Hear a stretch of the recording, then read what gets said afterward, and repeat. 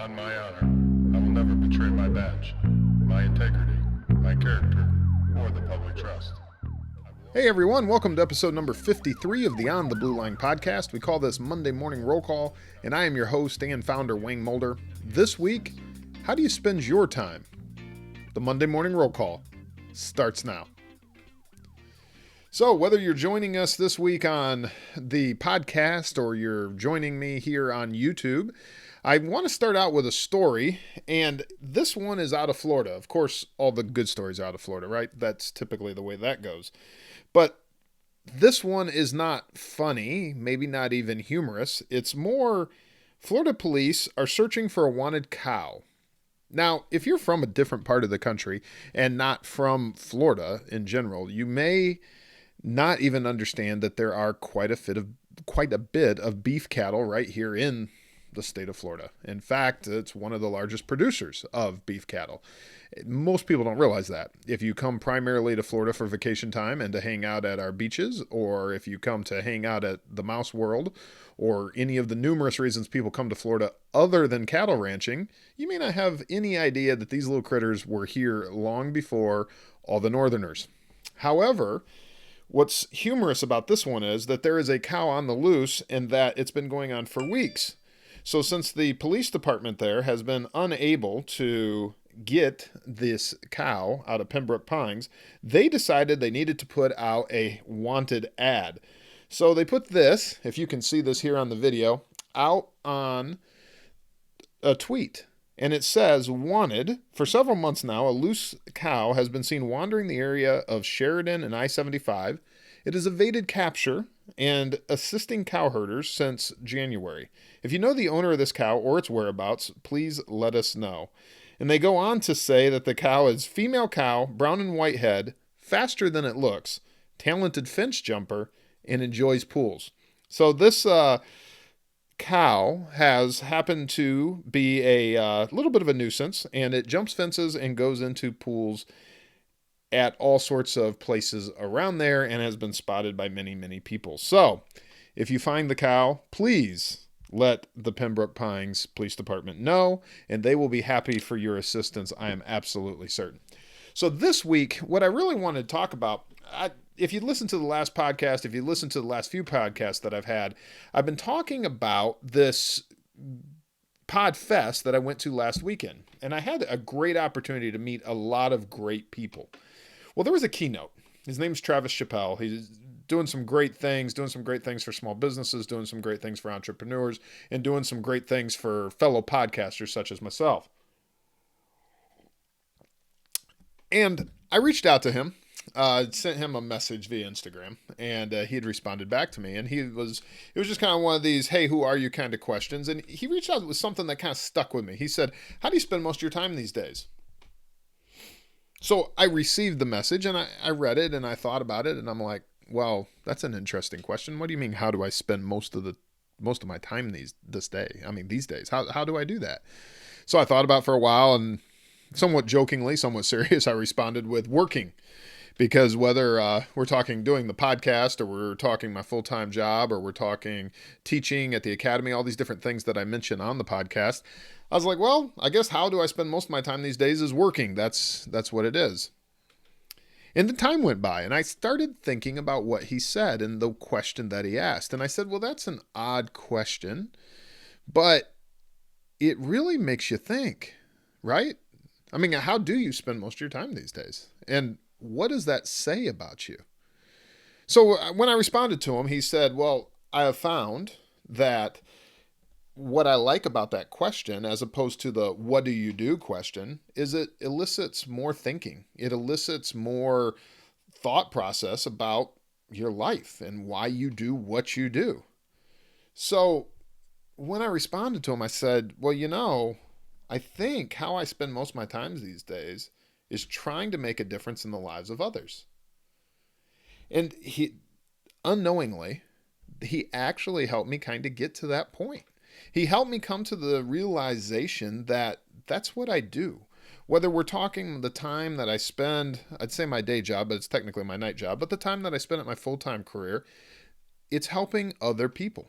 It's helping them find where they're at and try to help them get to the next level. It's what this podcast is all about. It's what my writings are all about. It's what my speaking is all about. It's what the academy is all about. It's helping other people.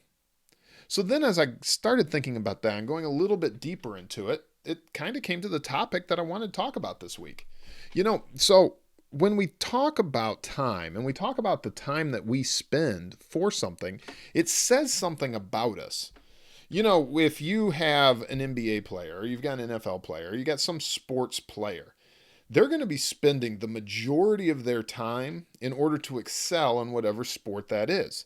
And it's going to make sense. You're going to be like, well, this person spends X amount of time doing this because this is something they want to excel at. And so how they spend their time will oftentimes lead to the success or the failures or whatever it may be down the road, right? Well, so how we spend time can be for training purposes, but first and foremost, it's almost always speaks of our priorities. Wherever you're at in life, and I know for a lot of us, we got a lot going on. I've been working on kind of who this message is for. And as I think about who this message is for, I really find that it's for someone just like me. Someone who's been in this career for a while, and maybe you've been in it 6 years, maybe 7 years, 8, 10, 15 years, and it's starting to drag on you, not because you don't still love what you do, but it starts to drag on you because you start to think, my goodness, I've got so many things that I want to accomplish, and yet my time is so full. And you think about family time, and you think about time that you want to spend on this or that. Just when we start to create a hierarchy or a list of things that we should be doing, air quotes here if you're not watching the video, the things that we should be doing, from physical fitness to keeping our skills sharp. I mean, you start putting that on a calendar, and you're like, my goodness, I can never get all this done. So when it comes to how do you spend most of your time, it speaks to priorities. We have to prioritize it. Time is a finite resource. We only have X amount of days, X amount of hours, X amount of years. And because of that, we have to lay out what we want to do and what is the priority that we give it. If you have young children, that's your priority. And in that phase, you are likely going to be putting most of your time, most of your resources, almost everything into those young children. And then as they get older, as things shift, as maybe you're doing something different, maybe you're starting a small business. I've talked about that before. Maybe you're doing something like this podcast. As you get into doing that, that becomes the new priority. So how we spend our time these days, it tells us and it tells others about what we prioritize, what is most important to us. And I think the takeaway there, the thing that we need to think about is, what is that for us? Maybe put those down, put them on a list, a 1, 2, 3, 4. What are the most important things that I can be doing to show the priorities in my life? The second thing is it shows us what we are willing to do to improve. How we spend our time improving ourselves shows that dedication to self-improvement. So when someone asks you, how do you spend most of your time these days? It's going to show them, first of all, your priorities, but then kind of an underlying subcategory of that is, what do you prioritize about your own self-improvement? Maybe it's college. Maybe you're in a career, maybe you're in law enforcement, and it makes sense to go ahead and get that criminal justice degree that you've been talking about. Maybe you were in the service, thank you, welcome home, but you were in the service and then you started this career and you've been talking about, well, I really want to finish it. Chances are you already have some credits that you have towards that undergraduate just from the time you spent in the service, just from the time you spent in law enforcement and coming through an academy. Use them. And if this is something that's going to help you now, help you in the future, get that degree. Spend time, whatever it is. But self-improvement doesn't have to be that formal. Self-improvement can be things such as listening to podcasts. It can be time that we spend just in the physical fitness world I just spoke about. Maybe it's practicing Brazilian Jiu-Jitsu. Maybe it's something that's going to help you both at home and at work. That is that category of self-improvement. And it shows how much we value that by the amount of time that we spend in that area. But the third thing is it shows how we see the future. How we spend our time, it shows the opportunities. It shows the things that we see as valuable for the world ahead, for how the world can be built out. The time we spend building something, maybe it's a baby like this business, maybe it's literally a baby. Whatever that time is, when you spend time with it, nurturing it, allowing it to grow, maybe it is in a faith-based group, maybe it is doing something helping others in your community. That time spent with whatever it is, it begins to grow. And as it grows, it begins to show the future because you're dedicating time and resources and love and nourishment and all these different things to something that will become something later on. So how you use your time shows your priorities, and in those priorities, it shows what you're willing to do to improve, and it shows how you see the future. And that's the thing, when this week, when we think about how we spend our time, when we think about how our priorities, when we think about all these different areas and how we see the future, understand that what you can do is stop. Just take a moment and look at your schedule. Look at the things you have to get done. Look at the things that you maybe waste a little time on. Maybe a little Netflix, maybe a little Hulu, whatever it is. Nothing wrong with that. But if you are like me and you sit down and you write out 30 things you wish you were doing, and when you get done with your 30 things, you then look over here at this pile and you're like, yeah, but I did spend quite a bit of time on Netflix this week. I mean, really?